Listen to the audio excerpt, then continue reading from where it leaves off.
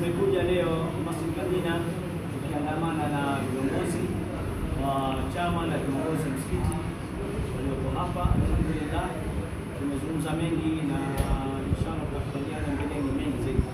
Ombi kubwa zaidi tuomba kamati ya msikiti nayo shamba msikiti wa Madina jiunge na chama cha mayatima. Kwa hiyo wao nao pia tushikamane. Assalamu alaikum warahmatullahi taala wabarakatuh. Leo siku ya Ijumaa tukiwa tuna furaha sana katika ndugu zetu katika hatua zao kuja kutembelea na kuwata hatua zao katika shughuli zao kwa ajili ya jambo hili la Mwenyezi Mungu. Basi Mwenyezi Mungu awajalie ni daraja ya kuja kwa inshallah. Amen.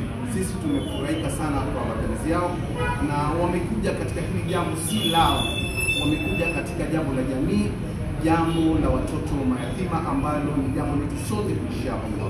Na tumepokea sana na furaha yetu kubwa ni kusikia kuna ujenzi ambao unastahili kujengwa na ni ujenzi wa ghorofa zaidi ya 5 ambao thamani yake ni pesa nyingi, lakini tunaposhikana basi mambo ya inshallah yatakuwa ni mepesi na yenye kukamilika. Na inshallah tunachukua ahadi katika kikao chetu kama mimi chairman wa Markaz Madrasatul Madina pamoja na kamati yetu tutakaa chini inshallah ili tuweze kuweka fikra na tujisajili rasmi katika mayatima ili pia na sisi tuweze kuhudhuria katika vikao wao, tupeleke maoni na inshallah pia watoto wetu ili wapate wepesi katika kupata zile huduma wanazopata kutoka kwao.